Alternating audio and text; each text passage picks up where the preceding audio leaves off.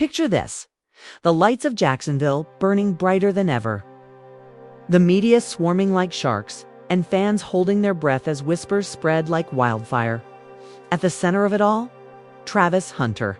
Yes, the young star everyone pegged as the next unstoppable force on the field.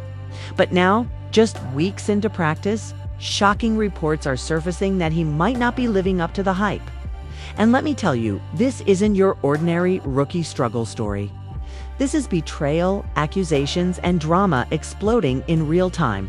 Insiders claim coaches are frustrated, teammates are side-eyeing, and fans are furious. Imagine walking into practice expecting cheers, only to be met with cameras ready to capture every stumble, every missed read, every moment of doubt. That's the firestorm Travis finds himself in. And the Jacksonville media, they're not holding back. They've painted him as distracted, unprepared, even brace yourself lazy. Emotions ran high when a leaked video supposedly showed him storming off the field after a heated argument with a teammate. Fans are shocked, family members are divided, and social media is absolutely ruthless. Could this be the beginning of Travis Hunter's downfall? Or is it all just a plot to tear down the city's newest star? Stay tuned. The story began to spiral the moment whispers left the practice field and leaked. Onto local Jacksonville radio shows. Fans who had once praised Travis Hunter as the golden hope of the city were now calling in with trembling voices. Some angry, some heartbroken. "I don't know what's going on with him," one fan sighed. "But the way he's been looking out there, it's like the fire's gone." Those words set the tone for what was quickly becoming the hottest topic in town. It wasn't just about football anymore. It was about pride, expectations, and betrayal. Travis walked into practice that morning knowing eyes were glued to him. But he never expected the cold stares from teammates who were supposed to have his back. One player muttered under his breath as Travis jogged past, "Man, they said you were special. Prove it." The words cut deep, like a blade dipped in disappointment. His chest tightened. He wanted to snap back, but he stayed quiet. The silence, though, was worse. That day's practice was a nightmare. Travis dropped 2 easy passes, tripped over his own feet in a simple drill, and froze when the coaches barked at him to step it up. Whispers turned into murmurs, and murmurs into outright laughter from a couple of players. One lineman chuckled so loud everyone heard. "Number 1 pick." More like "number 1 flop." Coaches tried to reel it in, but the damage was done. The energy on that field wasn't just competitive, it was hostile by the time practice ended. Jacksonville reporters had already gotten hold of the story. Somehow, someone leaked footage from the sideline. The clip was grainy but powerful. Travis sitting on the bench, helmet in his hands, shaking his head as a teammate gestured wildly in his face. It looked like an argument, and that was enough for the media to twist the knife. Headlines screamed that Travis had lost control, that he had given up mid-practice. Fans flooded social media with comments, some cruel, some pleading. "We believed in you, Travis." One post read, "Don't let us down." His family felt the heat too. His cousin spoke up in a live stream, visibly upset. "You all don't know what he's going through," she said, tears in her eyes. "It's got pressure from everywhere, and y'all just piling on." But even her emotional defense only fanned the flames. People began speculating about what was really happening behind the scenes. Was Travis distracted by fame? Was he secretly dealing with injuries? Or was it, as some tabloids cruelly suggested, that he just didn't care? Travis's closest friend, Darius, tried to shield him from the noise. "Bro, don't even look at that stuff online," he said one night after practice. "You know what you can do? You just need to block them out." But Travis couldn't. He stayed up late scrolling through every comment, every meme mocking him. Fans edited his highlight reel into blooper reels, laughing at missed catches and clumsy footwork. The humiliation burned hotter than any spotlight he'd ever felt. One night, in the quiet of his apartment, he finally broke down. Pacing back and forth, he punched the wall in frustration, tears streaking down his face. "I can't do this, Darius," he whispered. "They all hate me already. I feel like I'm drowning before I even started." Darius put a hand on his shoulder, steady but firm. Nah, man.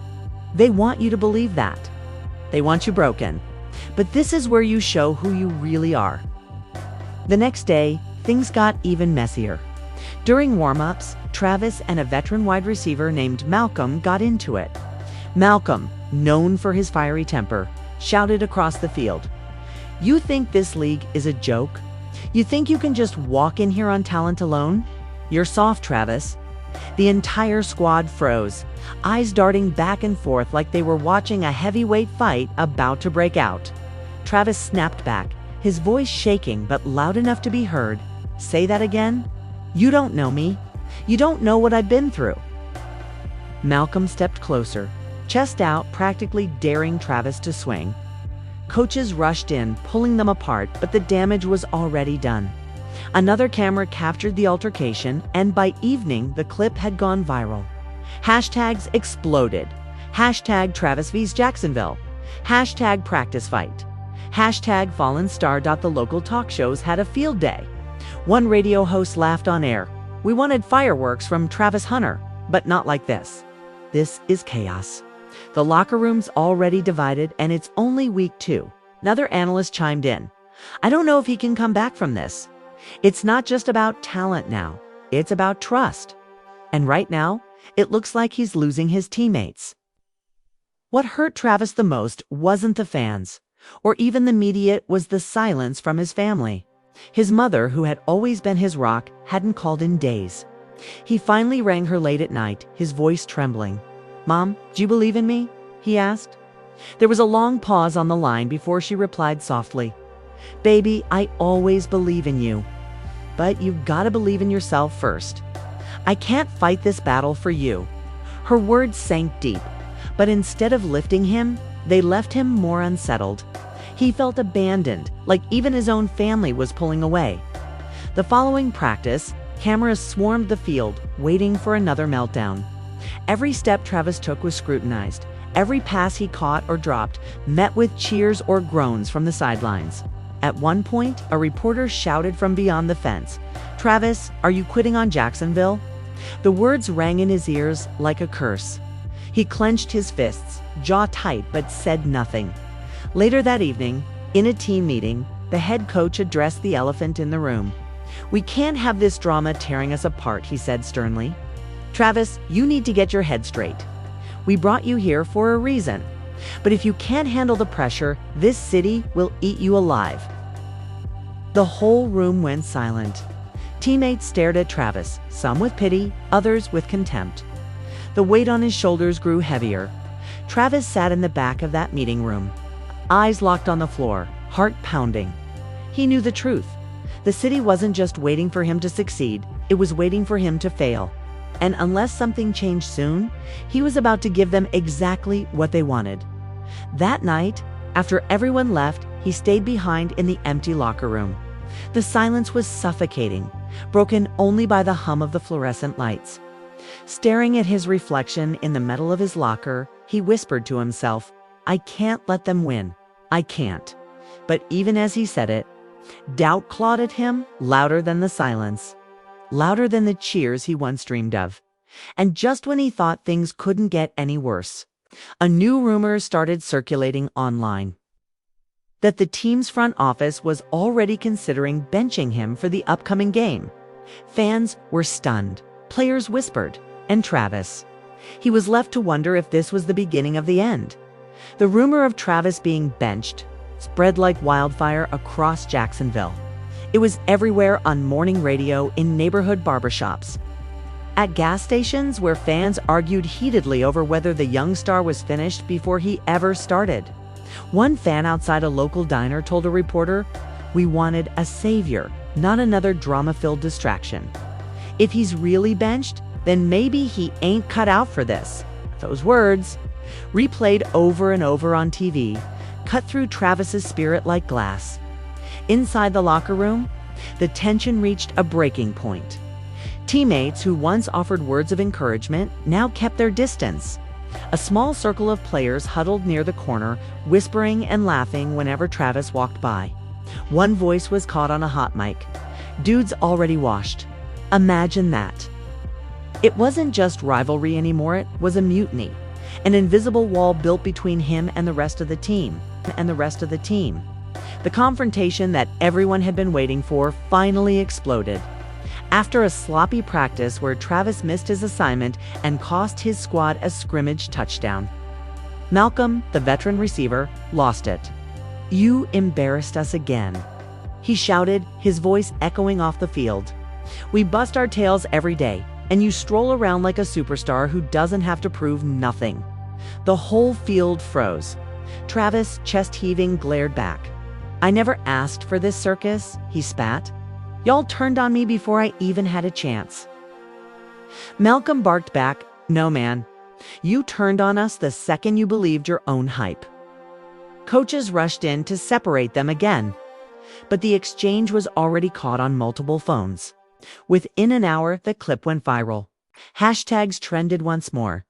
Hashtag team meltdown. Hashtag Hunter V's locker room. Analysts debated endlessly. "This isn't just about practice," one sports show host claimed. "This is about leadership, accountability, and respect. Travis is losing all three." At home, Travis's phone blew up. His uncle left him a heated voicemail. "Nephew, you better get your act together. This ain't just about you, it's about the family name. People look at you and see us. Don't you dare throw it away." Even his younger brother, usually his biggest fan, avoided his calls. Embarrassed by the ridicule he was facing at school, Darius tried to hold the line. But even he was cracking under the pressure. "Bro, you gotta give them something," he pleaded late one night. "Show them fight. Show them passion. Right now, they see weakness, and weakness gets eaten alive out here." Travis stared at the ceiling, voice hollow. "What if they're right, Darius? What if I'm not built for this? Maybe I'm just another hype story with nothing to back it up." The emotional weight began to seep into every part of his life. Sleep eluded him. Food lost its taste. And in the quiet hours of dawn, he scrolled through endless posts of fans mocking him. One video edited with clown music over his practice mistakes had over 1 million views. Fans in the comments tore him apart. "Send him back, worst investment in years. Jacksonville deserves better." But then a twist emerged. A mysterious source leaked information that one of the assistant coaches had been feeding stories to the media, painting Travis in the worst light possible. Screenshots of messages between the coach and a reporter surfaced, hinting at a deliberate campaign to tarnish Travis's reputation. The city was stunned. Fans who had turned on him suddenly questioned if he was truly the problem or if he was being set up. When Travis heard the news, his first reaction wasn't relief, but anger. Pacing in his apartment, he clenched his fists. "So it wasn't just me. They wanted me to fail," he said through gritted teeth. Darius, sitting on the couch, leaned forward. "This is your shot, man. You can flip the script. If people think you've been sabotaged, you can win them back. But you can't just sit here. You gotta fight." The following day, the team meeting was pure chaos. Players confronted the coaching staff, demanding answers. "Is it true?" Malcolm barked across the room. "Y'all been leaking stories about our own teammates?" The head coach's face turned red, eyes darting nervously. "We'll handle it internally," he muttered. But that only enraged the players further. Travis stood up, his voice trembling but clear. "Y'all put me in the middle of a storm I didn't create. You let the media destroy me while I was just trying to figure this out. I bled for this game, and you made me look like I didn't care." The room went silent. For the first time, some of his teammates looked at him with something other than disdain. They looked at him with doubt about the system around them. But the war wasn't over. The media doubled down, claiming Travis's emotional outburst in the team meeting was further proof of instability. He's cracking under the pressure. One headline read, "Jacksonville's dream rookie is now their nightmare." Fans were split down the middle. Some demanded the coach's resignation. Others insisted Travis was using the leak as an excuse for poor performance. The city was boiling over, every street corner buzzing with debate. The front office tried to douse the flames by announcing that Travis would In fact, suit up for the next preseason game, but with limited snaps. It was a calculated move, meant to silence critics while keeping the controversy alive. But for Travis, it felt like a test. Prove yourself in a handful of plays, or be written off forever. The night before the game, he sat alone in the locker room, the air thick with silence. He whispered to himself, "This is it. This is where I either rise or they bury me." His reflection in the locker door looked back at him tired, broken, but still burning with a faint spark. Dorius found him there, sitting in the dark. "You ready?" he asked. Travis nodded slowly, though doubt lingered in his eyes. "I don't know, man," he admitted softly, "but I can't run anymore." As game day approached, the city buzzed with anticipation. Fans filled the stadium not just to watch football, but to witness the unfolding drama. Would Travis rise from the ashes, or would this be the final nail in the coffin of his young career? The stage was set, the stakes higher than ever, and as the stadium lights flickered on, all eyes turned to the player at the center of it all. Travis Hunter, once hailed as the future, now stood on the edge of redemption or ruin. The stadium that night felt less like a football arena and more like a coliseum, with thousands of fans waiting for a spectacle. Jacksonville was buzzing, the air heavy with curiosity, judgment, and the kind of tension that could snap at any second. Chants rippled through the crowd, some supportive, many mocking. "Prove it, Travis," one group shouted, while another jeered. "Bench him." Cameras panned across the stands, capturing faces full of expectation and contempt. This wasn't just a game. This was a trial. Travis jogged onto the field with his helmet under his arm, the boos and cheers clashing together like a storm. His heart pounded in his chest, every step echoing louder than the last. His teammates gave him mixed looks, some nodding slightly, others avoiding his eyes. Malcolm stood a few feet away, arms crossed, expression unreadable dot on the sidelines. Darius whispered into his phone to Travis's mother. "He looks nervous, but he's locked in. I can feel it." Her voice crackled with fear. "Tell him we love him, no matter what happens." First snap came and the ball soared through the air.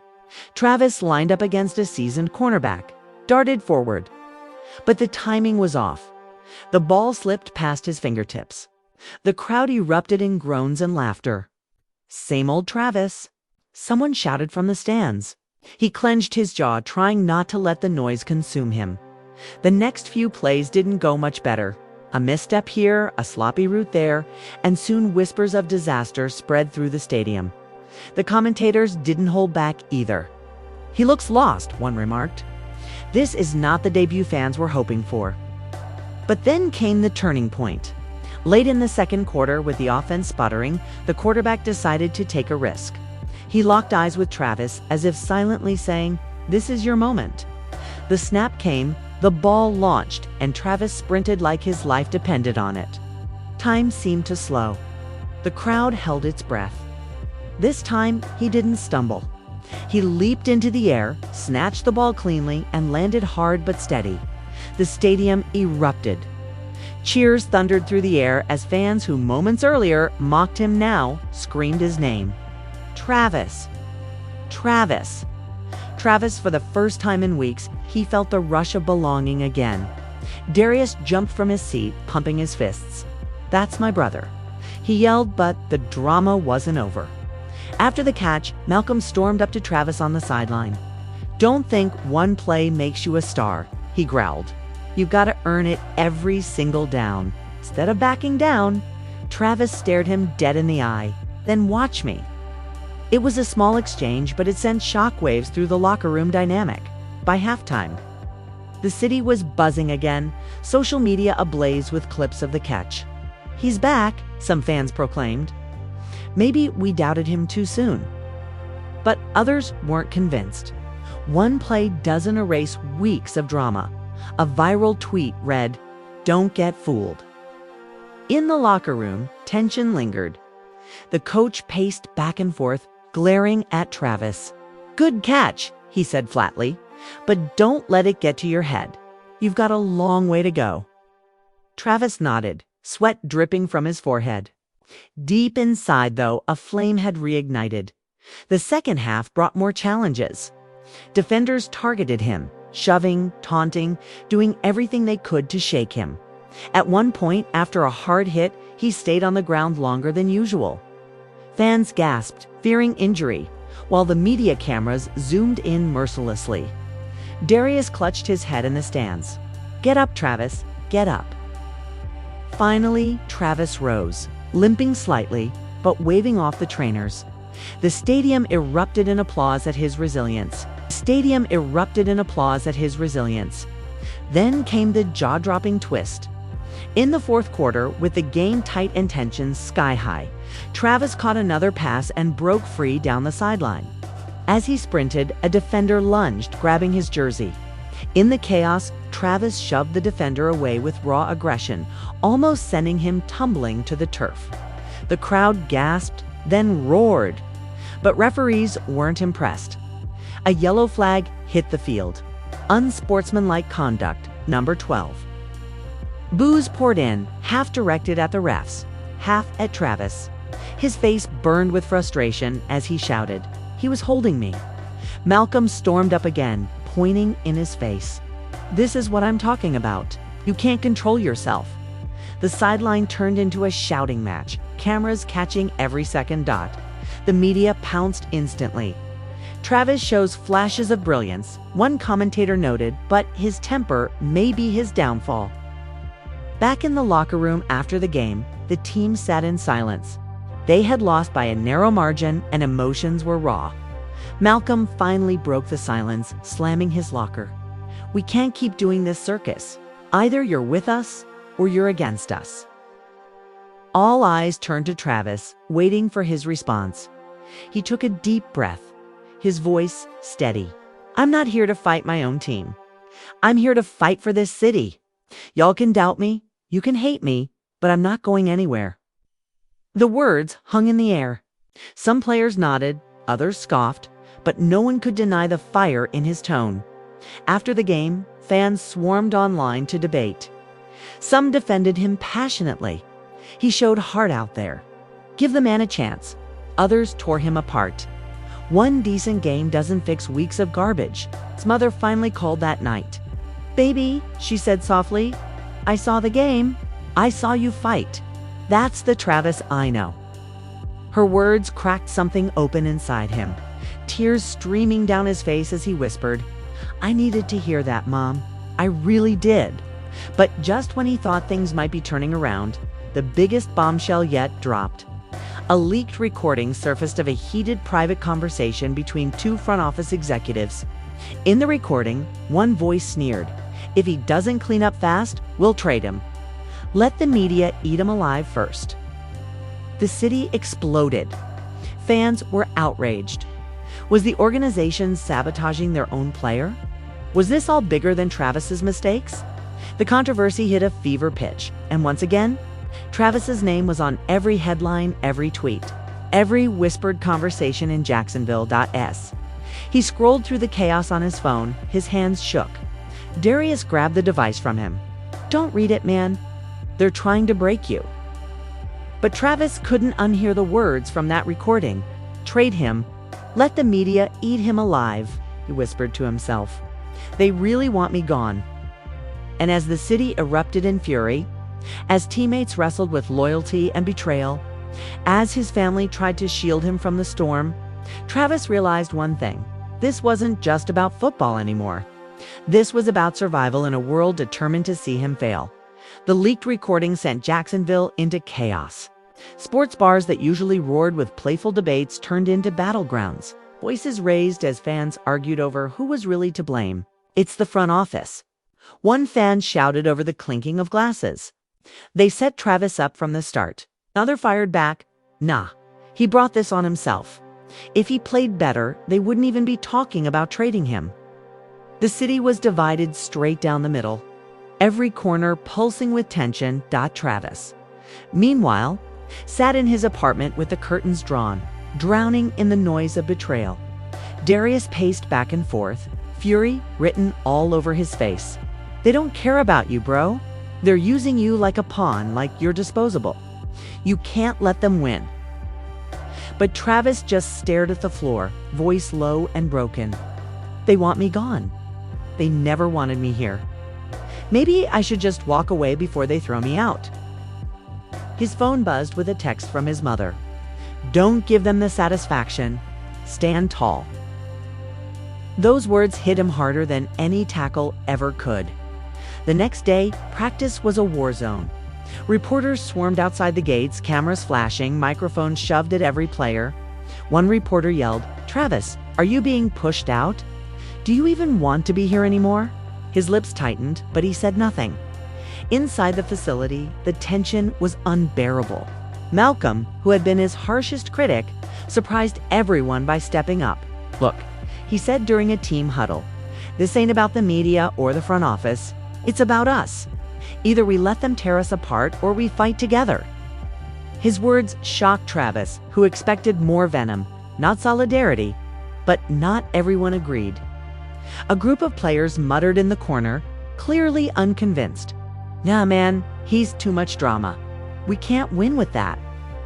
Later, the head coach stormed into the locker room, his face red with frustration. "Enough," he barked. "This circus is killing us. Travis, you've got one shot to prove you belong here. Tomorrow's practice, no excuses. If you want this city behind you, show them." The challenge echoed in Travis's ears all night. He lay awake, staring at the ceiling, his mind racing. Darius sat nearby, watching his friend unravel. "You've got to dig deeper than you ever have," Darius whispered. "They expect you to fold. Shock them all." The next morning, under the blazing Florida sun, practice began. The air was thick with anticipation. Cameras lined the fences. Fans gathered outside just to glimpse the drama unfold. Every move Travis made was dissected, recorded, and debated online in real time. And then something shifted. Maybe it was the pressure, maybe it was the rage burning inside. Maybe it was the echo of his mother's words. But Travis found a gear he hadn't shown before. His cuts were sharper, his hands steadier, his focus unshakable. He caught every ball thrown his way, outmaneuvered defenders, and even drew applause from coaches who had nearly written him off. Whispers turned into gasps. Gasps turned into cheers. "He's locked in today," one reporter murmured. Dodd Malcolm, watching from across the field, gave a slow nod of approval. Later, he jogged over and slapped Travis on the helmet. "That's the guy we were waiting for," he said quietly. It wasn't a full truce, but it was the closest thing to respect Travis had gotten in weeks. But the media wouldn't let go of the scandal so easily. That afternoon, sports networks replayed his practice highlights alongside the leaked audio of executives plotting his downfall. Headlines screamed, "Is Travis Hunter fighting for redemption or fighting a rigged system?"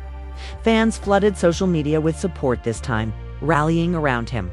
They tried to bury him, but he's rising.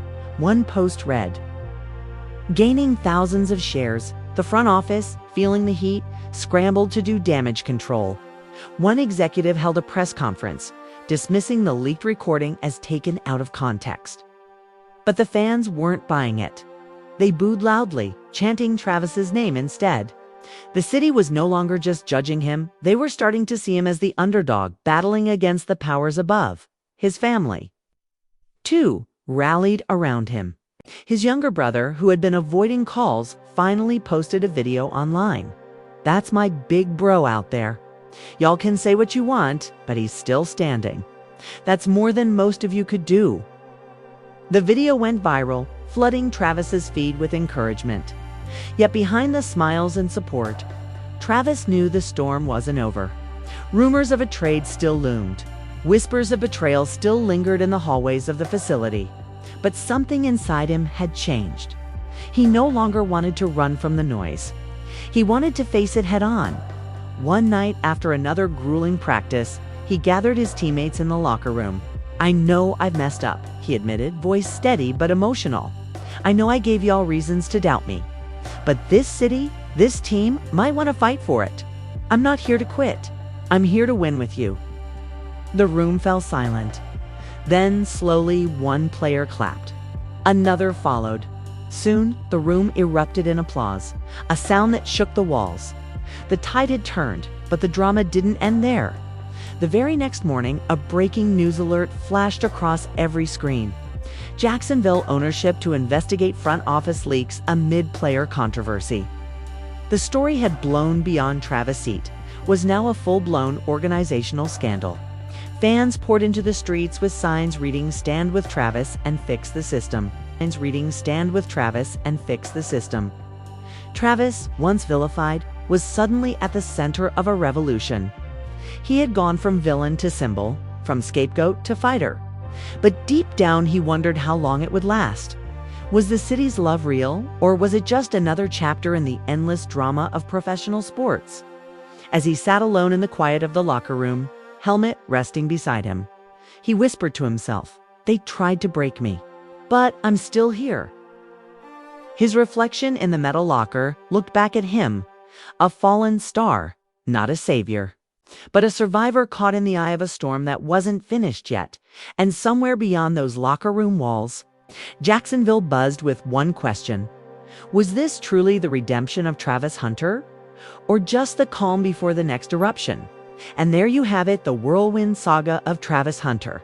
From being labeled a flop, to fights on the practice field, to being sabotaged by his own organization, and finally clawing his way back into the hearts of fans who once turned on him.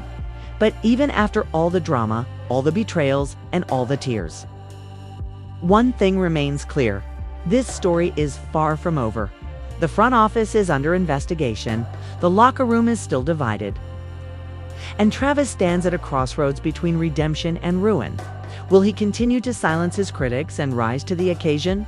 Or will another scandal push him over the edge? Fans are already buzzing with theories, and emotions are running higher than ever. We've seen the anger, the heartbreak, the raw intensity. But the biggest question still lingers. Where does Travis Hunter go from here? Does he become the hero Jacksonville desperately needs, or the cautionary tale the media is waiting to write? The truth is, no one knows yet, and that uncertainty is what makes this drama so addictive. And now, it's your turn. What do you think? Is Travis the victim of a setup, or is he cracking under pressure? Will the fans rally behind him for good? Or is this just temporary sympathy before the next storm hits? Drop your thoughts down below. I want to hear from you. Smash that like button if you're invested in this wild ride. And don't forget to subscribe so you don't miss the next shocking twist in this unfolding saga. Turn on notifications, because if you thought this was intense, just wait for what's coming next. Trust me, you won't want to miss it.